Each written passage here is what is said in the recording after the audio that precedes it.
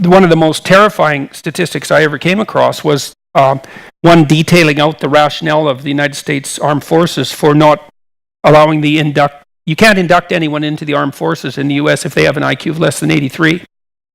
Okay, so let's just take that apart for a minute because it's a horrifying thing.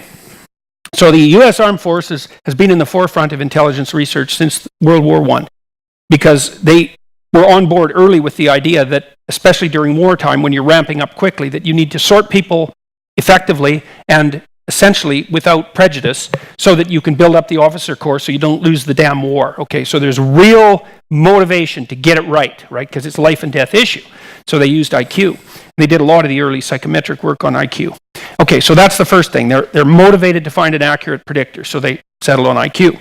The second thing was the United States Armed Forces is also really motivated to get people into the armed forces, peacetime or wartime. Wartime, well, for obvious reasons.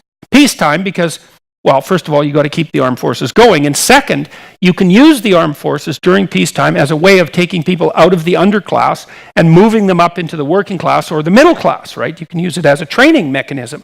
And so and left and right can agree on that. It's a reasonable way of promoting social mobility. So again, the armed forces, even in peacetime, is very motivated to get as many people in as they possibly can. And it's difficult as well. It's not that easy to recruit people, so you don't want to throw people out if you don't have to. So what's the upshot of all that? Well, after 100 years, essentially, of careful statistical analysis, the armed forces concluded that if you had an IQ of 83 or less, there wasn't anything you could possibly be trained to do in the military at any level of the organization that wasn't positively counterproductive. Okay, you think, well, so what? 83, okay. Yeah, 1 in 10. 1 in 10. That's 1 in 10 people. And what that really means, that as far as I can tell, is if you imagine that the military is approximately as complex as the broader society, which I think is a reasonable proposition, then there's no place in our cognitively complex society for 1 in 10 people. So what are we going to do about that? The answer is no one knows. You say, well, shovel money down the hierarchy. It's like, the problem isn't lack of money. I mean, sometimes that's the problem, but the problem is rarely absolute poverty. It's rarely that. It is sometimes, but rarely. It's not that easy to move money down the hierarchy. So, first of all, it's not that easy to manage money.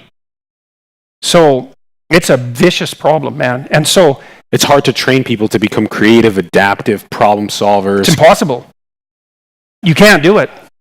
You can't do it. You can interfere with their cognitive ability, but you can't do that. Its training doesn't work. It's not going to work in 6 months, but it could work in 6 years. No, it doesn't work. Sorry, it doesn't work. Like, the data on that's crystal clear as well.